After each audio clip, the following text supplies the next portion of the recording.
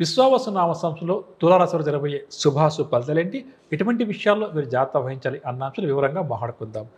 ఈ విశ్వావసు నామ సంవత్సరంలో తులారాశి వారికి ఆదాయం 11, వ్యయం 5, రాజ్యపూజ్యం 2, అవమానం 2గా ఉంటుంది. ముఖ్యంగా మే 14 నుంచి అష్టమ గురుదోషం వీరికి తొలగిపోతుంది అని చెప్పొచ్చు. ఇక మే 14 తర్వాత వీరికి చాలా వరకు కూడా యోగదాయకంగా మారుతుంది. ప్రధాన గ్రహాలైనటువంటి గురుగ్రహము, శనిగ్రహము వీరికి అనుకూలంగా సంచరించడం శుభప్రదంగా ఈ సంవత్సరం గడుస్తుందని చెప్పవచ్చు. ఇక రాహుకేతువులు మాత్రం ఈ సంవత్సరం వీరికి సామాన్య ఫలితాలు అందిస్తారు. మొత్తానికి చూస్తే గత సంవత్సరం కంటే కూడా ఈ సంవత్సరం ఈ రాశి వారికి అద్భుతమైన ఫలితాలు ఉంటాయి అని చెప్పవచ్చు. ముఖ్యంగా ఆర్థికంగా ఎదగలేకపోతున్నాము, ఆర్థికంగా సరైనటువంటి స్థాయికి చేరుకోలేకపోతున్నాము, అనుకున్న టార్గెట్ రీచ్ అవ్వలేకపోతున్నాము అనుకున్న వారి యొక్క కోరిక ఈ సంవత్సరం నెరవేరే అవకాశం ఉంది. కాబట్టి ఆర్థికంగా బలవంతులయ్యేందుకు చేసే ప్రయత్నాలు అనుకూలిస్తాయి అని చెప్పవచ్చు.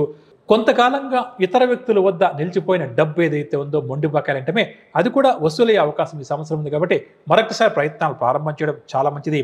స్థిరాస్తులు సైతం ఈ సంవత్సరం మీరు కొనుగోలు చేస్తారు.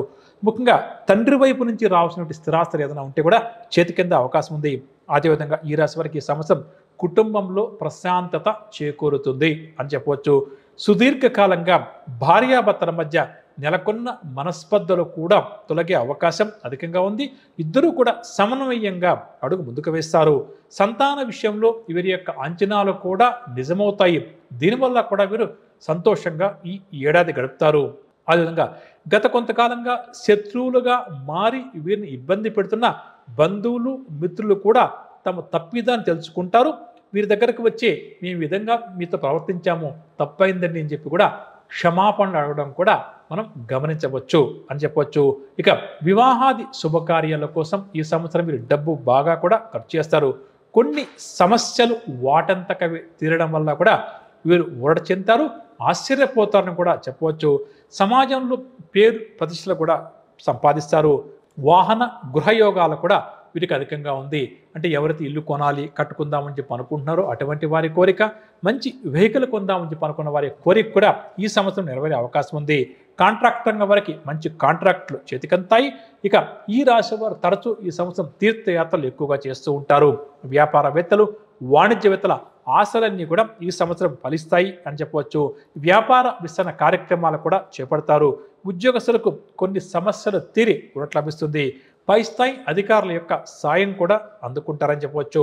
పారిశ్రామిక రంగం వారికి కొంతకాలంగా పీడిస్తున్న చిక్కులు, సమస్యలు తొలగుతాయి. మంచి అవకాశం ఒకటి ఈ సంవత్సరం తలుపు తడుతుంది. రాజకీయ నాయకులు గతం కంటే కూడా ఈ సంవత్సరం ఉత్సాహంగా ముందుకు సాగుతారు. వీరి యొక్క ఆశయాలన్నీ కూడా ఫలిస్తాయని చెప్పవచ్చు.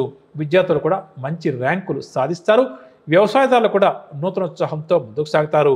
శాస్త్ర సాంకేతిక రంగాల వారు పరిశోధనలో మంచి విజయాలు సాధిస్తారు.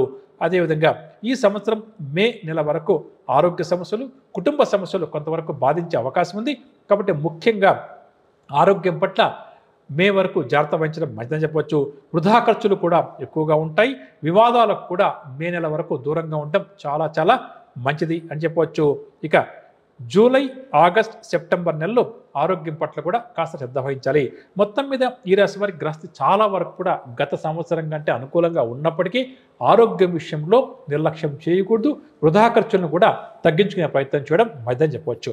ఇక పరిహార విషయానికి వస్తే ప్రతి నిత్యం కూడా ఈ రాశి వారు ఆంజనేయ స్వామి వారి యొక్క ఆరాధన చేయడం, ఆంజనేయ స్వామి వారి యొక్క దండకాన్ని పఠించడం, దాంతోపాటుగా దుర్గా అమ్మవారి యొక్క ఆరాధన చేయడం కూడా చాలా మంచిదని చెప్పవచ్చు.